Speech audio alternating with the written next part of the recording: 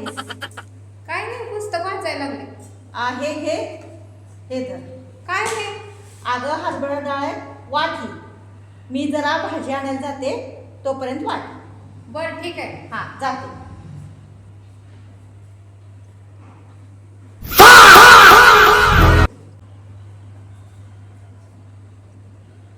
आणि ना काय? डाळ वाटलीस? हो, वाटून आले की 4 लोकांना. इकडं इकडं पवार काकूंच्यात, जाधव काकूंच्यात आणि देशपांडे काकूंच्यात. अगं काय सगळं वाटलं?